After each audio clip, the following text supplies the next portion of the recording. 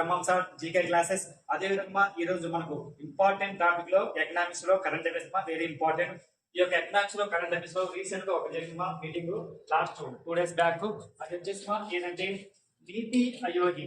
నీతి ఆయోగి పాలక మండలి సమావేశం 10వ సదస్సు అంటే 10వ మీటింగ్ ఎక్కడంటే న్యూఢిల్లీలో ఈ యొక్క సమావేశం అయింది. ఈ సమావేశం 2025 మే 23 నుంచి ఈ యొక్క సమావేశం 2 days వరకు జరిగింది. ఎక్కడంటే న్యూఢిల్లీలో అనమాట. ఏ సమావేశం అంటే నీతి ఆయోగి పాలక మండలి సమావేశం. ఇలా ఈ సమావేశంలో యొక్క ఎవరెవరు పాల్గొంటారు, ఈ సమావేశంలో ఎంతమంది సభ్యులు ఉంటారు, అదే విధంగా ఈసారి 2025లో జరిగిన నీతి ఆయోగ్ యొక్క సమావేశం యొక్క పాలక మండలి సమావేశం యొక్క దీని లక్ష్యం ఏంటంటే వికసిత్ రాజ్య వికసిత్ భారత్. ఒకటి మా కరెంట్ అఫైర్స్ అంటే 2025 నీతి ఆయోగ్ సమావేశం యొక్క పాలక మండలి సమావేశం 2025 లక్ష్యం అంటే వికసిత్ రాజ్య వికసిత్ భారత్ అనే దీంతో ఈ యొక్క 2025లో ఈ యొక్క సమావేశం జరిగిందన్నమాట. అయితే ఇక నీతి ఆయోగి అంటే ఫుల్ ఫామ్ అంటే national institution for transferring India అనే సమావేశంలో ఈ యొక్క సమావేశం యొక్క మెయిన్ వచ్చేసి నీతి యొక్క ఫుల్ ఫామ్ ఇంపార్టెంట్.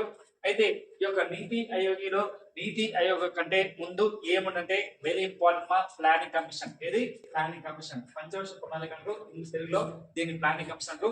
అయితే ఈ యొక్క ప్లానింగ్ కమిషన్ మొట్టమొదటిసారిగా ఏ దేశం వాళ్ళు ప్రవేశపెట్టే రష్యా దేశమా. ఎప్పుడంటే 1924లో మొట్టమొదటిగా రష్యా దేశం వాళ్ళు ప్రవేశపెట్టారు. అదే ఈ యొక్క మొట్టమొదటి పంచవర్ష ప్రణాళిక యొక్క మొట్టమొదటి పితామహుడు వచ్చేసి స్టాలిన్.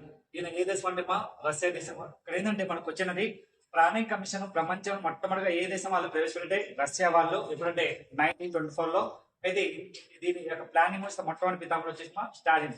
ఒక ప్లానింగ్ కమిషన్ అంటే ఏంటంటే వచ్చే 5 సంవత్సరాల్లో మనం ఏ విధంగా ప్లానింగ్ మన దేశాన్ని ఏ విధంగా డెవలప్ చేయాలి. అయితే అన్ని దేశాలు ఆర్థిక మాధ్యం వచ్చినామా, ఏదంటే అన్ని దేశాలు ఆర్థిక మాధ్యం వచ్చినాయి ఇది ప్లానింగ్ కమిషన్ ప్రవేశించక ముందు. కానీ ఏ దేశం వాళ్ళు ఈ యొక్క ఆర్థిక మాధ్యం రాలేదంటే రష్యా వాళ్ళు మాత్రమే రాలేదు సార్. మనకి ఎగ్జామ్ అడుగుతున్నమాట. అది ఈ యొక్క ప్లానింగ్ కమిషన్ వచ్చి ఏ దేశంతో సహకారంతో, ఇండియా వాళ్ళ రష్యా సహకారంతో ప్లానింగ్ కమిషన్ ఇండియా వాళ్ళు వచ్చేసి రష్యా సహకారంతో ఇండియా ప్లానింగ్ కమిషన్ ప్రవేశపెట్టారు. అయితే ఈ యొక్క ప్లానింగ్ కమిషన్ ఇండియాలో ఈ యొక్క ప్లానింగ్ కమిషన్ వచ్చేసి ఎప్పుడంటే 1928లో ఎవరండి మోసగుండ విశ్వేశ్వరయ్య. అంటే ఇండియాలో ప్లానింగ్ కమిషన్ మొట్టమొదటిగా ఉండాలని చెప్పి మొట్టమొదటి వ్యక్తి అంటే మోసగుండ విశ్వేశ్వరయ్య. ఈ యొక్క మోసగుండ విశ్వేశ్వరయ్య వచ్చేసి ఏంటంటే ఈయన మన ఇండియాలో మోసగుండ విశ్వేశ్వరయ్య ఎవరంటే భారతదేశం యొక్క ప్లానింగ్ వ్యవస్థ పితామహుడు. ఇక్కడ మనకి కరెంట్ అఫైర్స్ చాలా జీకల్ ఇంపార్టెంట్. భారతదేశంలో ప్లానింగ్ కమిషన్ ఖచ్చితంగా ఉండాలని చెప్పినటువంటి మోసగుండ విశ్వేశ్వరయ్య. అదేవిధంగా ఇతను అందుకే భారతదేశ ప్లానింగ్ కమిషన్ పితామహుడు అంటారు. ప్రపంచం అయితే స్టాలిన్ రష్యా వాడు. అయితే ఈయన ప్లానింగ్ కమిషన్ పితామహుడు వచ్చేసి ఇండియా వచ్చేసి ఉంటే ద మోసగుండ విశ్వేశ్వరయ్య. ఆయన పుట్టినరోజు అంటే సెప్టెంబర్ 15 అందుకే ఆ రోజు నేషనల్ ఇంజనీరింగ్ డే జరుపుకుంటాం. అదేవిధంగా ఈయన రచించిన బుక్ ఏంటంటే the planning for economy for India అనే బుక్ రచించారు. ఎవరంటే మోసగుండ విశ్వేశ్వరయ్య గారు. అదేవిధంగా ఈ ఇండియాలో ప్లానింగ్ కమిషన్ ఖచ్చితంగా ఉండాలని చెప్పిందంటే సుభాష్ చంద్రబోస్ గారు.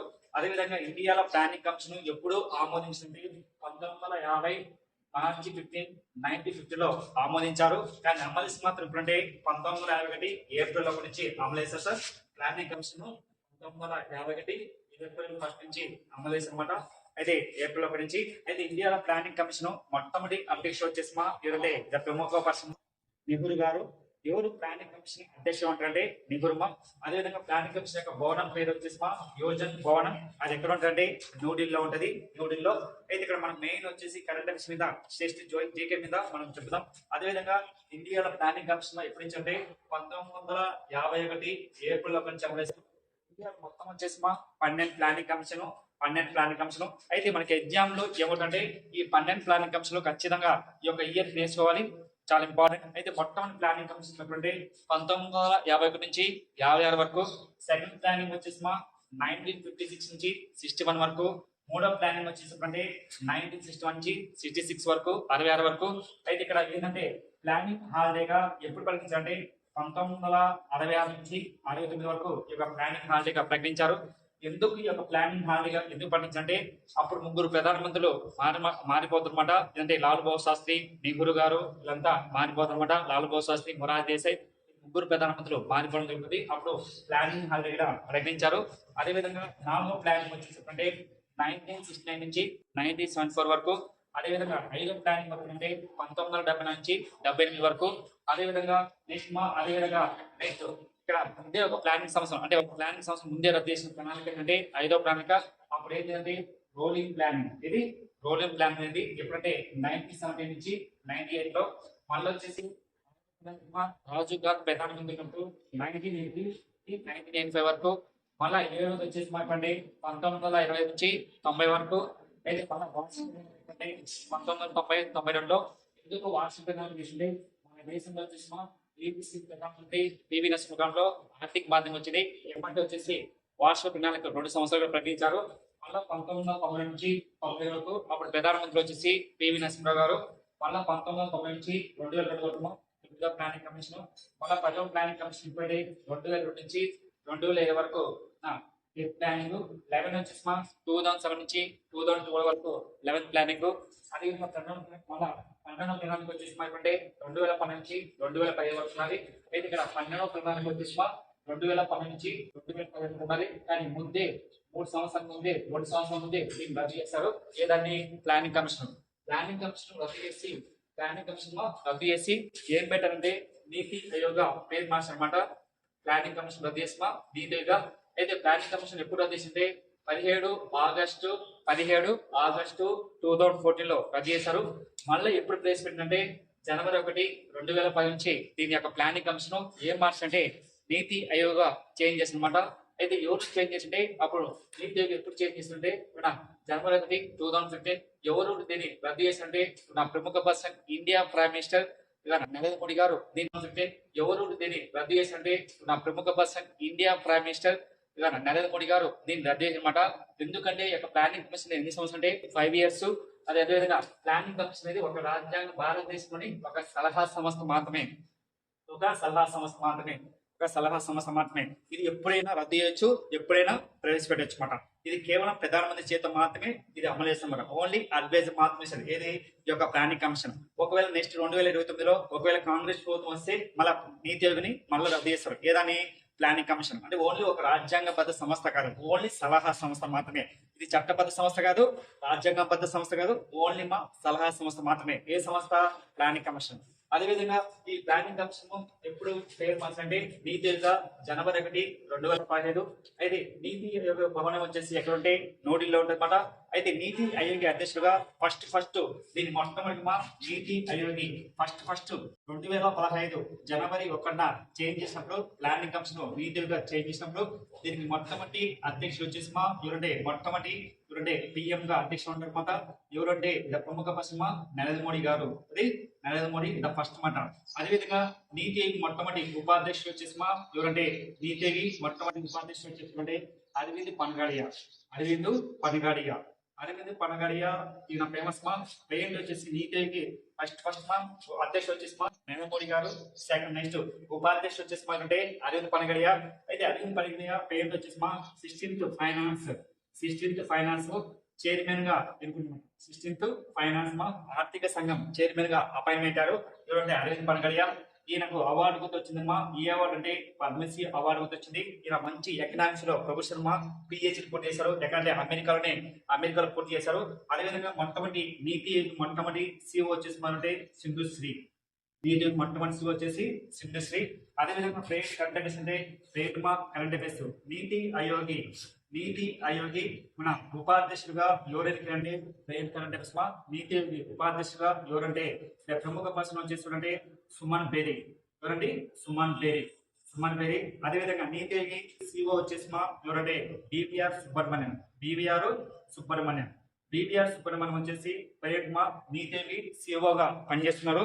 నీతి ఆయోగి సిఓగా ఎవరు పనిచేస్తుంటే బివిఆర్ సుబ్రహ్మణ్యం పనిచేస్తున్నారు. మన భారతదేశంలోని మొట్టమొదటిసారిగా నీతి ఆయోగ్ ఒక తెలుగువాడు ఎన్నుకోవడం ఫస్ట్ టైం సార్. ఎవరంటే బివిఆర్ సుబ్రహ్మణ్యం. ఎవరంటే సిఓ అంటే చీఫ్ ఎగ్జిక్యూటివ్ ఆఫీసర్. అదేవిధంగా ఉపాధ్యక్షులు వచ్చేసి ఎవరంటే సుమన్ పేరు. అదేవిధంగా నీతి ఆయోగ్ అధ్యక్షులు అంటే ప్రైమ్ మినిస్టర్. ఒకటే గుర్తుపెట్టుకోండి సార్, ఎవరు నీతి ఆయోగ్ ఎవరు ప్రధానమంత్రి ఉంటారో వాళ్ళు మాత్రమే ఈ యొక్క నీతి ఆయోగ్ సమావేశానికి అధ్యక్షులు వేస్తారు. అదేవిధంగా ప్లానింగ్ కమిషన్ బదులు ఏం మార్చంటే నీతి ఆయోగ్. అయితే ప్లానింగ్ కమిషన్ ఎవరు ఆమోదించాలంటే ఎండిసి. ఎవరు సార్? ఎండిసి అంటే నేషనల్ నేషనల్ కౌన్సిల్ డెవలప్మెంట్ ఇక్కడ మనకు నేషనల్ డెవలప్మెంట్ కౌన్సిల్ ఎన్డీసీ అనేది నేషనల్ డెవలప్మెంట్ కౌన్సిల్. ఇది ఎస్టాబ్లిష్ అంటే 1952 ఏప్రిల్ 6న ఏర్పడింది ఎన్డీసీ. మన బిట్ అవుతారన్నమాట. ప్లానింగ్ కమిషన్ ఎవరు ఆమోదించండి? ఎన్డీసీ. ఎన్డీసీ ఏంటంటే 1952 ఏప్రిల్ 6. ఎన్డీసీ అంటే నేషనల్ డెవలప్మెంట్ కౌన్సిల్, జాతీయ అభివృద్ధి మండలి.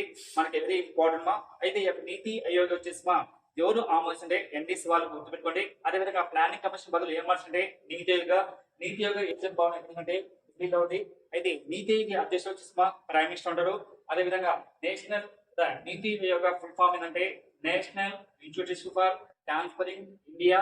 అయితే 2025 ఆగస్టు 20న నీతి ఆయోగ్ పాలక మండలి సమావేశం ఎక్కడంటే న్యూఢిల్లీలో. ఎన్నో సమావేశం అంటే 10వ మీటింగ్. అయితే దీని యొక్క థీమ్ వచ్చేసి వికసిత్ వికసిత్ భారత్ అనే థీమ్ తో ఈసారి నరేంద్ర మోడీ పాల్గొని యొక్క సమావేశం థీమ్ చెప్పారు. అదేవిధంగా ఈ యొక్క నీతి ఆయోగ్ లో ఎవరెవరు సభ్యులు ఉంటారు, ఎవరి యొక్క పూర్తి సభ్యులు ఉంటారు, అదేవిధంగా ఎవరు తాత్కాలిక సభ్యులుగా ఉంటారు. అయితే నీతి ఆయోగ్ లో ఒకరు వచ్చేసి అధ్యక్షులు ఉంటారు. అదేవిధంగా రెండో వచ్చేసి ఉపాధ్యక్షులు ఉంటారు. ఒకరు వచ్చేసి సిఓ ఉంటారు. అదేవిధంగా ఎవరు ఉంటారంటే 5 మంది వచ్చేసి 4 వచ్చేసి ఎక్స్ ఆఫీస్ గా సభ్యులుగా ఉంటారు. వాళ్ళలో వచ్చేసి అమిత్ షా ఉంటారు. నెక్స్ట్ రాజ్నాథ్ సింగ్. అయితే అమిత్ షా అనేది కేంద్ర హోమ్ మినిస్టర్, రాజ్నాథ్ సింగ్ అనేది ఇండియా డిఫెన్స్ మినిస్టర్. అదేవిధంగా నిర్మలా సీతారామన్ అనేది ఉంటే మన ఇండియా యొక్క ఫైనాన్స్ మినిస్టర్. అదేవిధంగా శివరాజ్ సింగ్ చౌహాన్ వచ్చేసి India agriculture minister. Shivraj Singh Chouhan వ్యవసాయ శాఖ మంత్రిగా ఉన్నారు. వీళ్ళందరూ వచ్చేసి చూడండి ఎక్స్ ఆఫీసర్ గా సభ్యులుగా ఉంటారు, నీతి సభ్యులుగా. అదేవిధంగా ప్రత్యేకంగా గెస్ట్ గా ఎవరు హాజరైతే మొత్తం 5 మంది సభ్యులు ఉంటారు. 5 మంది సభ్యులు ఉంటారు. వాళ్ళలో వచ్చేసి ఎవరంటే నితిన్ గడ్కరీ. ఎవరంటే రోడ్డు రవాణా శాఖ మంత్రిగా ఉంటాడు, రోడ్డు రవాణా శాఖ మంత్రి.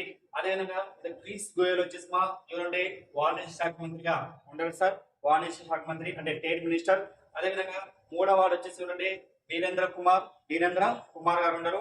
నెక్స్ట్ అదేవిధంగా అశ్విని వైష్ణవ్ వచ్చేసి రైల్వే శాఖ మంత్రి. అదేవిధంగా ఐటీ శాఖ మంత్రి మరియు ఇన్ఫర్మేషన్ మినిస్టర్, సమాచార శాఖ మంత్రి. అయితే ఇక్కడ మనకు ప్రత్యేక అనంతరం మొత్తం 5 మంది ఉంటారు. 5వ వార్డు వచ్చేసి రావ్ ఇంద్రజిత్ సింగ్.